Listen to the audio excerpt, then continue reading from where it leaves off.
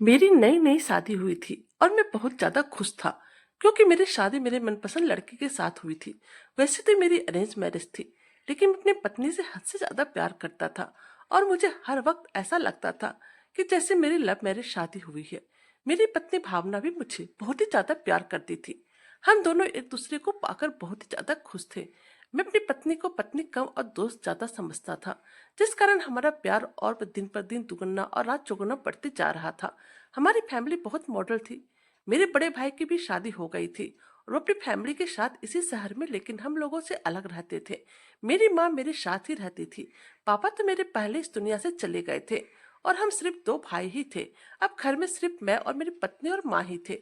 जब मैं ऑफिस जाता तो मेरी पत्नी मुझे फोन करती कि कब आओगे, जल्दी आओ, और मैं उसे बड़े प्यार से कहता एक बार काम खत्म कर लो, फिर तो यह गुलाम तुम्हारी खिदमत में हाजिर है।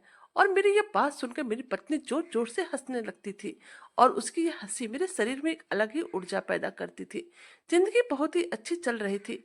मैं पत्नी के साथ साथ माँ का भी ध्यान रख रहा था, लेकिन मेरा ध्यान अब पत्नी पर कुछ ज्यादा ही हो गया था, क्योंकि न जाने क्यों मुझे मेरी पत्नी बहुत ही अच्छी लगती थी और मैं उससे ज्यादा देर तक अलग नहीं रह पाता था।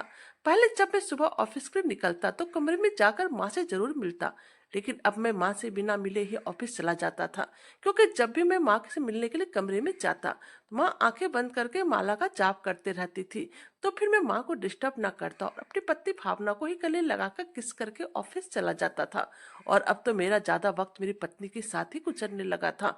माँ से मिलना, माँ के साथ बैठने का वक्त ही नहीं मिलता था। मैं तो खाना भी अपने कमरे में ही खाया करता था। एक दिन माँ मुझे कहने लगी, बेटा जरा कभी माँ के भी हाल चाल पूछ लिया करो। असल में गलती मेरी ही थी, क्योंकि मैं हफ्ता हफ्ता भर से एक ही घर में रहने के बावजूद माँ से नहीं मिल पाता था, उनसे बात नहीं कर पाता था। लेकिन आज माँ की बात सुनकर मैं हल्का सा मुस्कुराया और माँ से कहा, माँ आपको तो पता ही है, ऑफिस से बहुत ही काम होता है। सुबह से लेकर शाम तक काम करते करते थक जाता हूँ और फिर आने के बाद सीधा कमरे में जाकर आराम करने लगता हूँ। मेरी बात सुनकर माँ ने अपना हाथ मेरे सर पर फेर दिया और मेरे लिए प्रार्थना करने लगी। मैं उन्हें देखने लगा तो मुझे कहने लगी, जाओ बेटा जाकर आराम करो। कमरे में आया तो देखा पत्नी मेरा इंतजार कर रही थी। आज मम्मी के घुटनों में बहुत ही ज्यादा दर्द था, लेकिन मेरी परेशानी सुनकर उसने मुझे अपने दर्द के बारे में कुछ नहीं बताया। शायद वो मुझसे कहना चाहती थी कि मुझे डॉक्टर के पास ले चलो। अब जब मैं कमरे में आया तो मेरी पत्नी भावना मुझे कहने लगी, आज मेरा बर्गर खाने का बहुत ज्यादा मन कर रहा है, जाओ जाकर मार्केट से लेकर आओ। मैंने उस वक्त घड़ी में देखा तो घड़ी में रात के 10 बज रहे थे। मैंने कहा, यार टाइम देखा है कितना हो रहा है? तो वो मुस्कुराकर कहने लगी, जाओ जाकर लेकर आओ, अभी ज्यादा टाइम नहीं हुआ है। फिर मैं बर्गर लेने के लिए जब अपने कमरे से बाहर निकला, मैंने देखा कि माँ बरामदे में बैठकर खुद ही अपना घुटना दबा रही थी। शायद उनको बहुत ही दर्द था, लेकिन मैं इग्नोर करके अपनी बाइक स्टार्ट की। माँ ने पूछा, इस टाइम कहाँ जा रहे हो? मैंने कहा, माँ भावना के सर में बहुत ही ज्यादा दर्द है, आज उसने खाना नहीं बनाया है, इसलिए उसके लिए बर्गर लेने जा रहा हूँ। तो मम्मी ठंडी आह भर के कहने लगी, तो उसको डॉक्टर के पास ले जाना चाहिए ना। फिर जब मैं अपने जाने लगा तो मम्मी कहने लगी, मेरे घुटने में बहुत ज्यादा दर्द है, आशीष में मेरी दवाई लेते आना। मैं बाजार चला गया। बर्गर की दुकान पर काफी भीड़ था।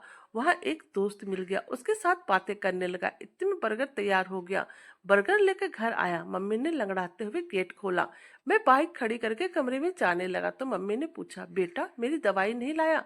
माँ ने मेरे सर पर हाथ रखा और कहा, नहीं मम्मी भूल गया, अभी लेकर आता हूँ। मम्मी मुस्कुराई, नहीं मेरे बच्चे तुम आराम करो, कल ले आना। भावना बर्गर खाने लगी और मैं मोबाइल पर गेम खेलने लगा। माँ शायद उस रात दर्द से तड़प रही थी, लेकिन मैं बेखबर रहा। दिन गुजरने लगे, मैं मम्मी से दूर होता चला गया। हफ्ते में एक बार कभी मम्मी की हालचाल पूछ लेता, वरना मम्मी के कमरे में कभी नहीं जाता था। बड़ा भाई वह तो मम्मी से मिलने भी नहीं आता था, जबकि उसका घर बिल्कुल ही पास था। भाई भी अपनी पत्नी और बच्चों के साथ बहुत ही खुश था। अक्सर मम्मी पूछा करती थी कि बेटे तेरे भाई का क्या हाल है, वह बेचारा पता नहीं किस मुसीबत में पड़ा हुआ है। और यह कहकर मम्मी उदास हो जाती थी। फिर मम्मी कहने लगी, कल देखा था उसे, उसकी दाढ़ी बढ़ा हुआ था, बाल बिखरे हुए थे। मेरे बेटे तू अपने भाई से पूछना, उसका हालचाल ठीक तो है ना? यह कहकर मम्मी भाई के बारे में सोच सोच कर तड़पने लगी और बार बार एक ही बात कह रही कर भगवान से प्रार्थना करने लगी, हे भगवान मेरे बच्चों को मुश्किल आसान कर दो। मम्मी को यूं परेशान होता देख मैं मम्मी से बोला, मम्मी आप परेशान मत हो, भाई बिल्कुल ठीक है। मेरी बात सुनकर मम्मी मुझे देखकर मुस्कुराई और बोले, मेरे दोनों बच्चे बहुत ही सीधे साधे और मासूम हैं। इसलिए थोड़ी फिक्र हो जाती है। तू तो सामने रहता है लेकिन तेरा बड़ा भाई दूर रहता है, तो उसे जब कभी भी परेशान देख लेती हूँ तो मन विचलित हो जाता है और मुझे ऐसा लगने लगता है कि वो काफी परेशान है, इसलिए तो इतने दिन हो जाने के बाद भी मुझसे मिलने के लिए नहीं आ पाता है। इस बार मैं गुस्से मम्मी से बोला, भाई परेशान नहीं है, अपने साले को 1.5 लाख रुपए की नई बाइक लेकर दी है। मेरी बात सुनकर मम्मी बिल्कुल चुप हो गई और फिर कुछ ना बोली। लेकिन इधर कुछ दिनों से मैं महसूस कर रहा था कि गुजरते वक्त के साथ साथ मम्मी काफी कमजोर होती जा रही थी। खैर मैंने इस बात पर ज्यादा ध्यान नहीं दिया और अपने काम में बिजी हो गया। एक दिन जब मैं ऑफिस से आया तो आज मैं बहुत ही ज्यादा खुश था, क्योंकि आज मेरा प्रमोशन हुआ था और कंपनी वालों ने मुझे दूसरे शहर में जो फैक्ट्री थी उसका पूरा कार्यभार मेरे कंधों पर दे डाला था, जहाँ पर मुझे रहने के लिए बड़ा सा घर, गाड़ी, सभी कुछ मिलने वाला था। उस दिन मैं बहुत ही खुश था। पत्नी भावना को बताया तो खुशी के मारे मुझे चूमने लगी। मम्मी भी धीरे धीरे चलते हुए कमरे के पास आ गई। मुझे पूछने लगी, क्या हुआ बेटे, शोर किस बात का है? मैं मुस्कुराकर बोला, मम्मी कंपनी की तरफ से मुझे घर मिला है, गाड़ी मिला है और मैं और भावना दोनों ही मियाँ बीबी वहां रहने के लिए जा रहे हैं। मम्मी मुस्कुराकर कहने लगी, भगवान, आपने मेरे बच्चों को उसकी मेहनत का फल दिया है। भगवान मेरे बच्चों पर अपनी कृपा हमेशा बनाए रखना। फिर मम्मी भावना को बोली, बहू मेरे भी कपड़े पैक कर देना। ये सुनते मम्मी की तरफ देखकर बोला, परंतु मम्मी आप हम लोगों के साथ नहीं जा रहे हैं, वहां पर सिर्फ मैं और भावना ही जा रहे हैं। कुछ दिन के बाद आपको बुला लेंगे, तब तक मम्मी आप बड़े भाई के पास रह लो। मेरी बात सुनते मम्मी के चेहरे पर उदासी छा गई। मम्मी सिर्फ इतना ही बोली, ठीक है बेटा कोई बात नहीं, तुम मुझे अपने बड़े भाई के घर पर छोड़ आओ। लेकिन मुझे महसूस हुआ मम्मी ने यह बात अपने तड़पते दिल के साथ कही थी। फिर मैं मम्मी को बोला, ठीक है मम्मी, शाम में छोड़ आऊंगा। मम्मी ने उस दिन खाना नहीं खाया था। मम्मी शायद बहुत ही रो रही थी। शाम को भाई घर आ गया। मम्मी भी भाई के साथ ही थोड़ा सा नाश्ता किया। फिर मैं भाई को कहा, मम्मी आज से आपके पास ही रहेगी। मेरी बात सुनकर भाई बिल्कुल चुप रहे और फिर थोड़ी देर बाद बोले, क्यों तुम थक गए हो क्या? मैंने प्यार से जवाब दिया, नहीं भाई, असल में मुझे जॉब के चक्कर में दूसरे शहर जाना पड़ रहा है। कुछ महीनों बाद मैं माँ को आकर ले जाऊंगा। भाई मम्मी की तरफ देखकर कहने लगा, हाँ हाँ, अब तुम मुझ पर बोझ डाल रहे हो, मैं तो खुद बहुत ही तंग हूँ। भाई तू भी मम्मी के साथ लेकर जा। भाई के साथ भाभी भी आई थी तो भाभी भी कहने लगी, क्यों तेरी बीबी नहीं संभाल सकती, हम तो खुद बहुत ही मुश्किलों से 2 वक्त की रोटी खा रहे हैं। मैंने भाई से कहा, भाई आप पैसों की फिक्र मत करो, मैं मम्मी के लिए खर्च भेजता रहूंगा। इस बार भाई गुस्से से बोला, हाँ मुझे तो घर से निकाल दिया और यह घर अपने नाम करवा दिया और अब मतलब निकल गया तो माँ की जिम्मेदारी से भाग रहा है। हम दोनों में बहस होने लगी। मम्मी सिर्फ हम दोनों को देखकर मुस्कुरा रही थी। फिर बोली, बच्चों मेरी वजह से क्यों झगड़ते हो? ऐसा करो मुझे विधवा आश्रम छोड़ आओ। मेरी अब उम्र की कितनी बची है, थोड़ा सा सफर बाकी रह गया है। यह कहकर मम्मी जैसे कुर्सी पर से उठी, अचानक जमीन पर गिरकर बेहोश हो गई। हम जल्दी से मम्मी को उठाकर अस्पताल ले गए। डॉक्टर ने देखा और कहा, आपकी मम्मी को दूसरा हार्ट अटैक आया है। क्या घर में कुछ परेशानी है? हमें लगता है इन्होंने कोई टेंशन ली है। मैं नजर चुराकर बोला, डॉक्टर साहब बस घर में छोटी मोटी बातें होती ही रहती है। मम्मी बेहोश पड़ी थी। मैं भी पास खड़ा था। जब मम्मी को होश आया तो मम्मी से कुछ बोला ही नहीं जा रहा था। शायद शब्द ही अटक रहा था। शायद अटैक की वजह से उनकी जुबान पैरालाइज का शिकार हो गया था। मम्मी ने खाना पीना सब छोड़ दिया था। कुछ दिन अस्पताल में रहने के बाद उन्हें अस्पताल से छुट्टी मिल गई थी, क्योंकि डॉक्टर ने जवाब दे दिया था, जितना हो सके अपने माँ का सेवा कीजिए, इनके पास अब ज्यादा समय नहीं बचा है। क्योंकि मम्मी को कोई दवाई असर नहीं कर रही थी। मैं बहुत ही ज्यादा परेशान हो गया। मुझसे मम्मी की हालत देखी नहीं जा रही थी। मम्मी की हालत देखकर मेरा दिल तड़पने लगा था। भाई भी वहीं पर खड़ा था, परंतु कुछ बोल नहीं रहा था। फिर हम लोग मम्मी को घर लेकर चले आए, क्योंकि डॉक्टर ने साफ कह दिया था, जहां तक हो सके अपनी माँ की सेवा कीजिए, बाकी अब भगवान ही कोई चमत्कार करे, आपकी माँ को नया जीवन मिल सकता है। मैं मम्मी को घर ले आया, लेकिन मम्मी बिल्कुल चुप हो गई थी, जैसे बिस्तर पर कोई मुर्दा लाश हो। ना कुछ खाती थी, ना किसी से कोई बात करती थी। एक दिन मुझे एक दोस्त ने बताया, एक पीर बाबा है, उनके पास जाओ और अपनी समस्या बताओ, जरूर बाबा कोई ना कोई उपाय अवश्य ही बताएंगे, क्योंकि वो बाबा बहुत ही पहुंचे हुए हैं। उन्होंने बहुत सारे लोगों की समस्याओं को हल किया है। मुझे तो बस किसी तरह मम्मी को ठीक करना था। वैसे तो मैं पीर बाबा सब में विश्वास नहीं करता था, लेकिन मम्मी की तबीयत दिन पर दिन बिगड़ती ही जा रही थी और कोई दवाई असर नहीं कर रही थी। और अब अंत में पीर बाबा की शरण में ही मुझे जाना पड़ा। मैं पीर बाबा के पास पहुंचा, उन्हें अपनी समस्या बताई। बाबा ने एक बार मेरी तरफ गौर से देखा और फिर बोले, बेटा इधर आओ, मेरे पास बैठो। मैं परेशान होकर बोला, नहीं बाबा जी, मैं यहाँ बैठने नहीं आया हूँ। मेरी मम्मी बहुत ही ज्यादा बीमार है, उनका बहुत ही इलाज करवाया लेकिन कोई दवाई असर नहीं कर रही है। हर बड़े डॉक्टर को दिखाया परंतु मम्मी ना कुछ खाती है और ना ही कुछ बोलती है। बाबा ने मुझे सारी डिटेल मांगी कि आखिर जिस समय मम्मी की तबीयत खराब हुई थी उसमें मैं कहाँ था, मेरी पत्नी कहाँ पर थी। जो जो बात घर में हुआ था मैंने एक एक बात बाबा को बता दी। मेरी बात सुनकर बाबा मुस्कुराए और बोले, बेटा तुम निश्चिंत रहो, तुम्हारी माँ पहले जैसे ही ठीक हो जाएगी। केवल मैं तुम्हें जो जो कहता हूँ वो तुम्हें करना पड़ेगा। मैंने कहा, बाबा जी मैं सब करूंगा, सिर्फ मुझे मेरी मम्मी पहले जैसी चाहिए। फिर पीर बाबा ने फूंक मारकर एक बोतल में पानी भरकर दिया और कहा, घर जाकर सबसे पहले मम्मी के पास बैठना, उनसे कहना मम्मी परेशान ना हो, आप ठीक हो जाओगी।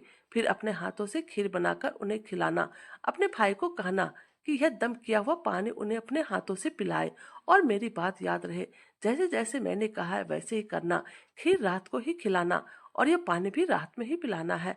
और फिर कल आकर मुझे जरूर बताना कि तुम्हारी मम्मी की तबीयत कैसी है। मैं पापा को प्रणाम करके घर आ गया।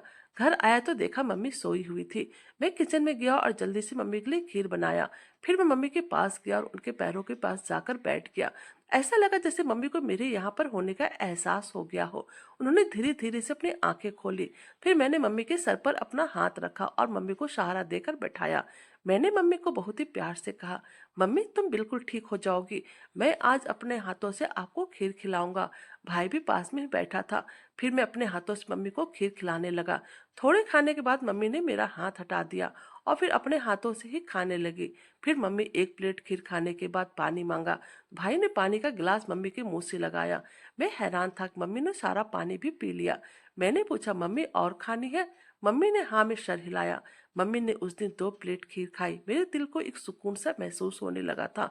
मम्मी कहाँ एक जरा हिलडुल भी नहीं पा रही थी और आज मम्मी अपने हाथों से खाई भी और पानी भी पिया। मम्मी ने मेरे सर पर हाथ रखा तो मेरे आंखों से आंसू बहने लगे। मम्मी अपना हाथ मेरे सर पर रखा। मैं बहुत रोया। पीर बाबा बहुत ही पहुंचे हुए थे। उनके अंदर दिव्य शक्ति थी जो डॉक्टर ना कर सका था, वो पीर बाबा के उस चमत्कारी दम के हुआ पानी ने कर दिखाया था। फिर पीर बाबा की शक्ति से मेरी मम्मी अब खाने पीने लगी थी। दूसरे दिन मैं मिठाई का डब्बा लेकर पीर बाबा के पास गया। बाबा मेरे चेहरे को देखकर सब कुछ समझ गए थे। मैंने उनको प्रणाम किया और बोला, बाबा जी आपने जैसे जैसे कहा था मैंने वैसे वैसे ही किया। अब मेरी मम्मी ठीक हो रही है। यह सब सिर्फ आपके चमत्कार शक्तियों की वजह से हुआ है। मेरी बात सुनकर बाबा जी ने कंधों पर मेरा हाथ रखा और एक लंबी सांस ली और बोले, बेटा सच बताओ तो मैंने उस पानी में कोई भी मंत्र नहीं मारा था, वह एक नॉर्मल पानी था। मैं तुम्हारी बात सुनकर सब समझ गया था, आखिर तुम्हारी मम्मी को क्या हुआ है। घर में तुम्हारी पत्नी तुम्हारी माँ को दवाई देती थी। मैं समझ गया कि माँ को अपने बेटे की मोहब्बत चाहिए थी, तुम्हारा सहारा चाहिए था।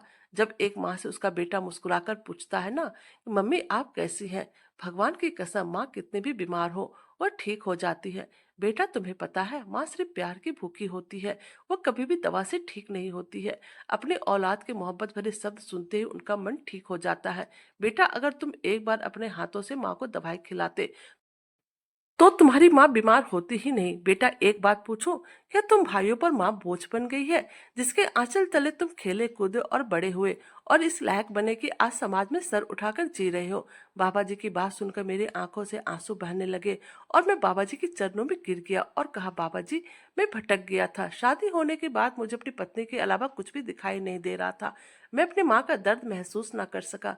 बाबा जी मुझे माफ कर दो। बाबा जी कहने लगे, मुझसे माफी नहीं, अपनी माँ के पास जाकर उनके पैर छुओ और उनसे माफी मांगो।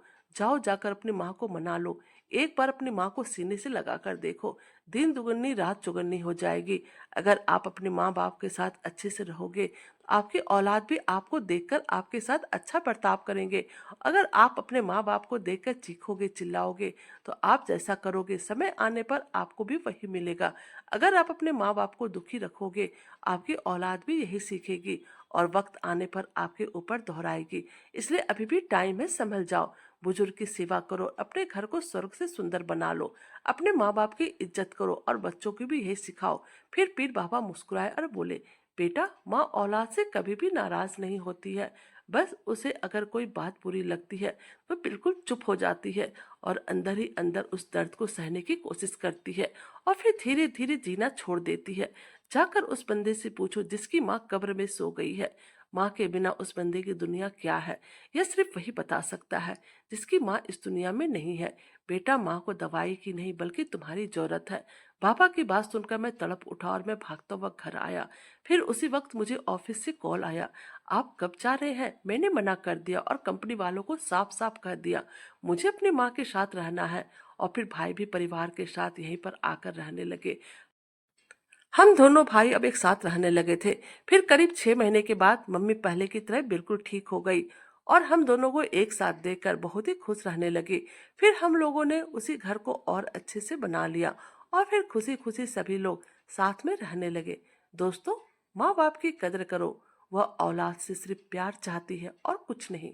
कहानी अच्छी लगे तो प्लीज हमारे चैनल को लाइक कीजिए, सब्सक्राइब कीजिए और शेयर कीजिए। Thank you.